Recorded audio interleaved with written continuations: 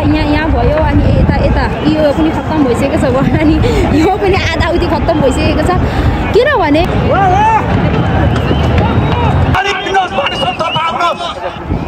युवा तथा खेलकुद विभागका प्रमुख विष्णु जङलाई म अनुरोधको नाम सरस्वती वाचन गर्न चाहन्छु। माङ कोशी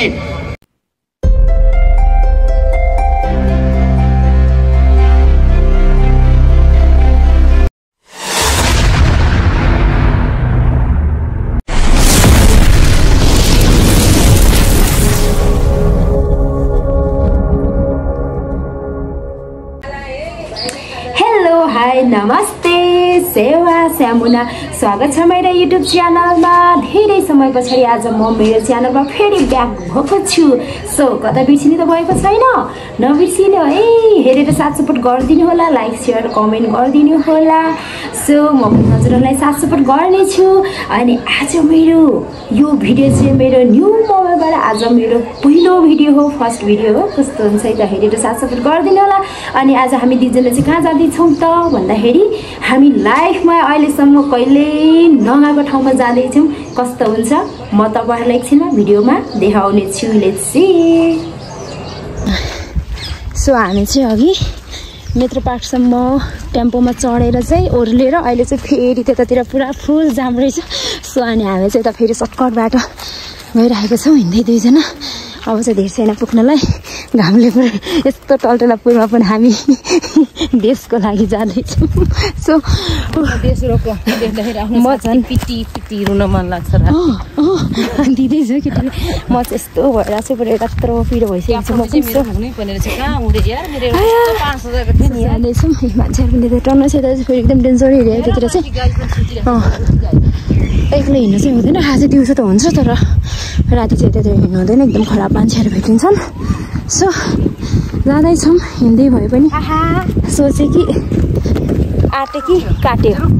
सो राति घोरेर सुत्दैन फिलिली होइन जब सस्तो एउटा ठाउँ धेरै भएको छ आँखा उभिन्छ अनि कुद्ने फिलिली। ओ माई गॉड के हुन्छ त? ओ माई गॉड झलझली आँखामा झलझली आँखामा त्यस्ता बस्यो माया प्रीति सक्दिन म बिर्सन तिम्रै भयो रैज जोवन। मैले गाउँदा त बोरा च्यातेर मिसेको जस्तो लाग्छ। तिमी गा न यार। यस्तो सङ्गीतमा म त पुरै मिलेन के, लेभल मिलेन। हजुर गाउनुहोस् जाओस् न एउटा फेरि। अब नेपालको सन्दर्भलाई लिएर यस परिवेशलाई बुझेर एउटा गीत गाउन गइरहेको छु। रहुला कहाँ भने गीतको याद आयो मलाई फेरि। गाउने त होइन पो। ल गाउँछु नि पक्मा। अब पो आउँछ त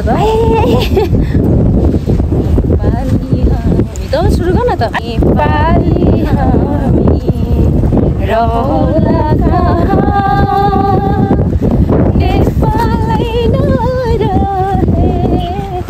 नेपालै नरहे। यस्तो ट्यालेन्ट हिँडेर गीत गाइदिन सक्नुहुन्छ। सो हामी चाहिँ जाँदैछौँ तिनकुने धुलो मैलोसँग लड्दै जुत्दैछौ। यतातिर हाम्रो फाइटर गर्नुपर्छ। हामी जाँदैछौँ। हामी चाहिँ फाइनल्ली यहाँ तिनकुने ग्राउन्डमा छिरिसकेका छौँ, जाँदैछौँ। सो यहाँ चाहिँ मान्छेहरू चाहिँ एकदम भेला भइसकेको छ। हामी पनि यहाँ जाँदैछौँ मिस्नलाई। अब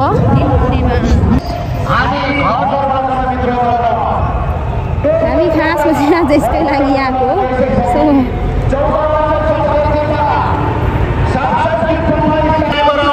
यो आज हामीले बोकेको झन्डालाई माया गरौँ, हो कि होइन? त्यसैले गर्दा म विधिवत रूपमा अगाडि बढ्न चाहन्छु।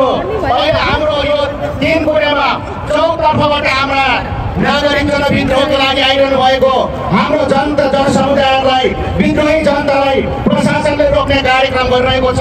खबरदार नरोकिदिनुको लागि हामी हाती गर्नु पर्नेछौँ, हो कि होइन? किन यो जनताको विद्रोह भनेको के हो भन्दाखेरि जताति जान सक्छ, हो कि होइन? सोच्यो होला बाटोमा रोक्दा रोकिन्छ, सडकमा छेक्दा छेकिन्छ, यस्तो हुँदैन। यो त बता पस्छ 16वटा मारवाडीहरूको घरभित्र नै पस्न सक्छ, हो कि होइन? युवा तथा खेलकुद विभागका प्रमुख विष्णुजङलाई म अनुरोध गर्न चाहन्छु, विष्णुजङ बस्नेज्यूलाई अनुरोध गर्न चाहन्छु र अब म सम्पूर्ण सहभागी हुनुभएका र अञ्चलबाट आउनुभएका म अञ्चल प्रमुखहरूको नाम सरस्वती वाचन गर्न चाहन्छु। मेची अञ्चल संयोजक मधुरकान्त सिटौला, राजु तामाङ कोशी, गण्डकी अञ्चल ऋषि बराल, त्यसै गरी धौलागिरी अञ्चल सुनिल श्रेष्ठ, त्यसै गरी लुम्बिनी अञ्चल संयोजक धनबहादुर अधिकारी, त्यसै गरी राप्ती अञ्चलका संयोजक कमला चन्द, सेतीका गोविन्द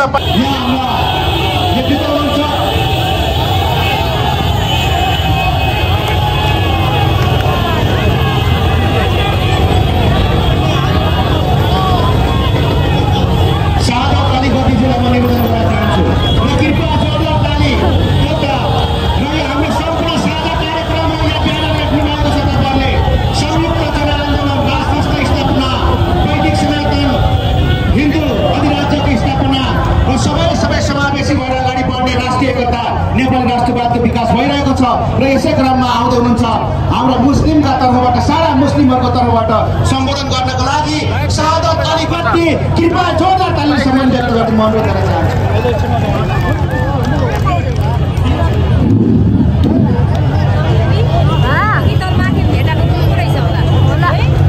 धन्यवाद हाम्रा रोचक मित्र प्रेम लिम्बिनी। आज सबैभन्दा पहिला त म आफ्नो कामलाई थाची राखेर आमा दाजुभाइ तथा दिदीबहिनीहरू सम्पूर्ण मुस्लिमहरूको तर्फबाट अस्सलामु अलैकुम। आज यो दलका दलालहरूले हाम्रो कार्यक्रमलाई जुझाएर जुन कार्यक्रम राख्नु भएको छ त्यसमा हाम्रा राष्ट्रवादी सम्पूर्ण मुस्लिम समुदायको तर्फबाट मेरी अञ्चलबाट नेतृत्व गर्दै आउनुभएका शहादत अली भट्टीलाई धन्यवाद छ। त्यसै गरी म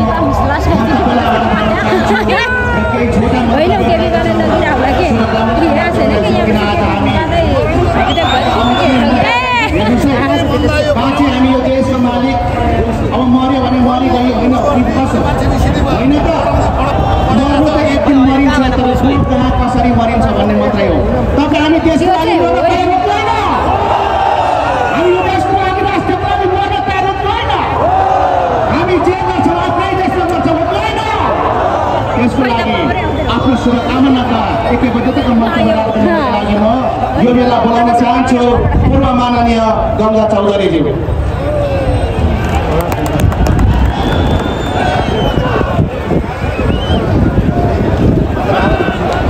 धन्यवाद सञ्चालकज्यू। हेर्नुहोस् त, नेपाल प्रहरीको तलब 20,000 छ, सेनाको तलब 20,000 छ, रुकुम कर्णालीमा काम गर्ने डाक्टरहरूको तलब 20,000 छ, तर संघीयतामा यो प्रदेशका यस देशका नेताहरू सांसदहरूको तलब, सिङ्का नबास्ने भ्रष्टाचारी नेताहरूको तलब आज 1 लाख भन्दा बढी छ।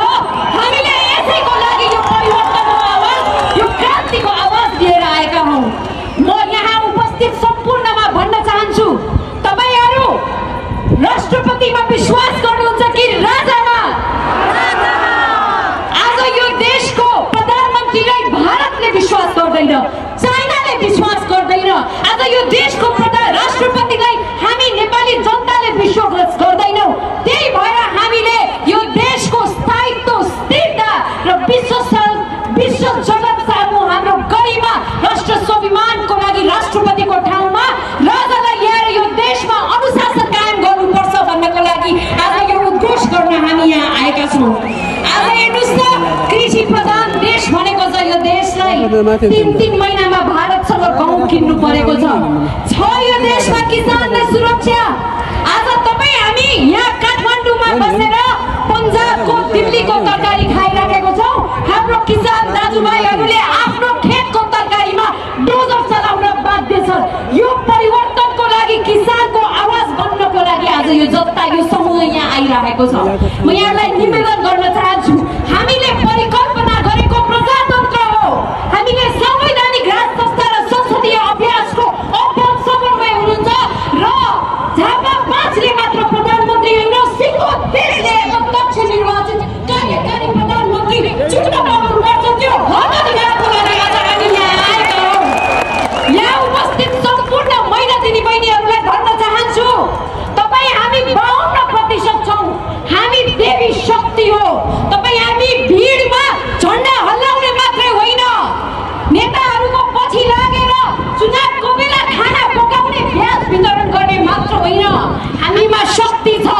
शक्तिको प्रयोग गर्यौँ। हामी जन्मेपछि छोरा बाबुआमालाई मान्नु पर्यो, बाबु बुवा दिनुहोस् त भनेर।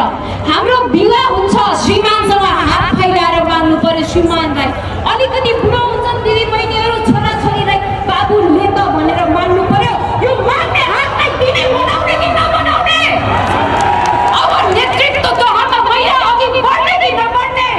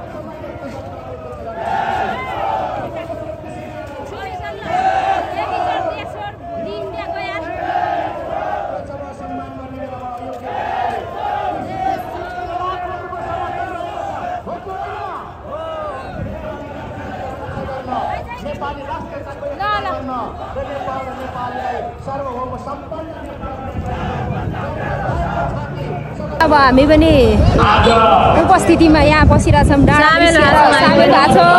बस्न खान भएर कहाँ यहाँ रोडमा उभिरहेको छौँ। यतातिर हाम्रो एकदमै झन्डा फर्काउँदै मात्र हाम्रो रुखहरू सबै भनौँ न यता माथि ग्राउन्ड भरिसकेको छ। सबै राजा चाहियो भन्ने समर्थनमा हामी पनि त्यही हो, किनभने हामीले सबैले गरेको काम देखिसकेको छौँ। कसैले केही गरेर त्यही भएर हामी राजाको आसमा बसिरहेको छौँ। सबै केही होला कि भनेर कसो हुन्छ, अवश्य पनि हुन्छ। Oh my God, what a beautiful. अब राजा आउला कि भन्नेमा खुसियाली त भइहाल्छ नि त, त्यही भएर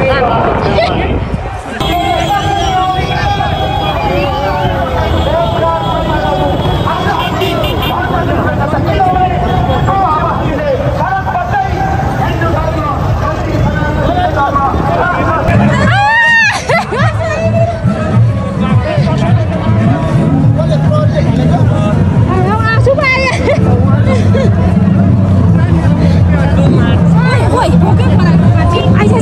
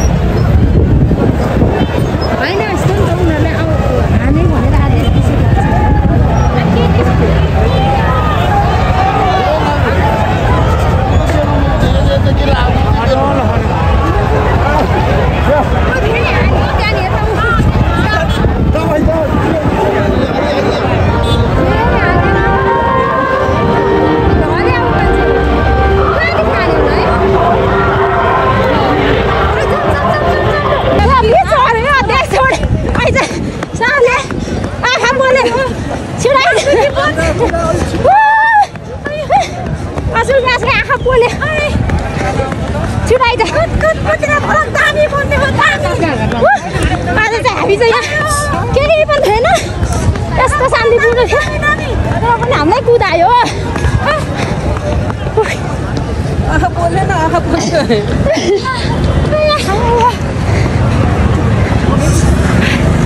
पछि हामीले खातीहरूले नानलाई मम्मी मुखमा आँखा पोल्ने के आँखा त धेरै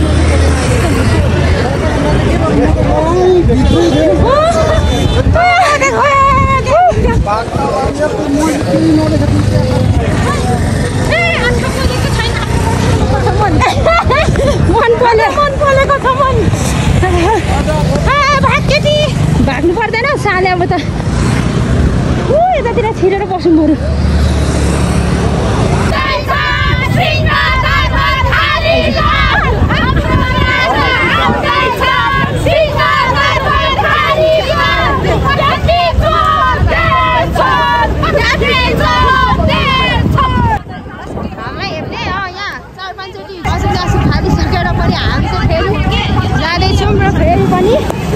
सब फर्किँदैछ हामी पनि फर्किँदैछ असुल ग्यास हानिसक्यो 3-4 चोटि पुगिसक्यो है हानिसकेको अवस्था तैपनि हामी हार मान्नेवाला छैनौँ जाँदैछौँ यतै रे फेरि कुदुम्ला नि फिलिली के भएको छ र सास भन्छ आस नसौटे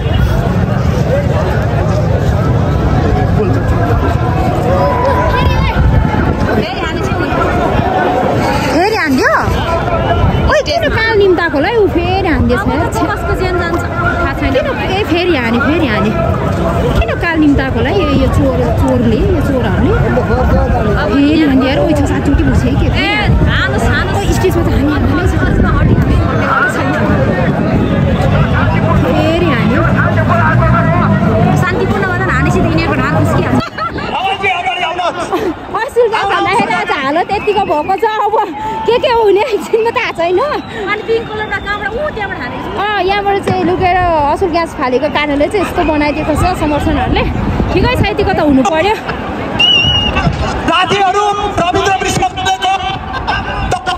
त्यहाँ धुमानेर तिमीले देख्यौ यस्तो बनाइदिएको बनाइरहेको छ नि त किन पहिला उस गरे त तिनीहरूले गल्ती गरे हो नि त तिनीहरूले हानेको थियो पहिला त यहाँ चाहिँ यहाँ भयो अनि यता यो पनि खत्तम भइसकेको छ अनि यो पनि आधाउधी खत्तम भइसकेको छ किनभने एकदम हाम्रो एकदम शान्तिपूर्ण चाहिँ थियो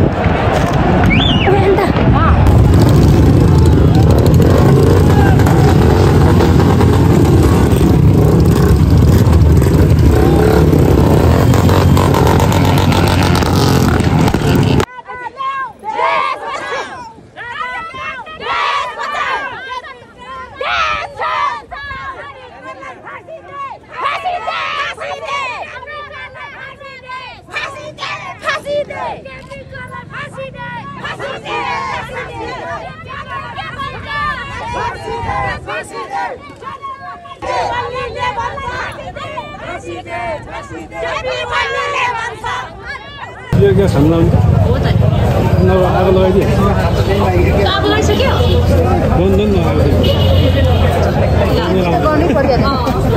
हुन त त्यसो चढाउन त हुन्न थियो नि त अझ सबै त्यो 4वटा घर्कीको जग्गामा थिएन सबै हाल्नुपर्ने पो घरसर जल्यो त्यही भएर पो रहेछ त घर ल्याइदिइसकेर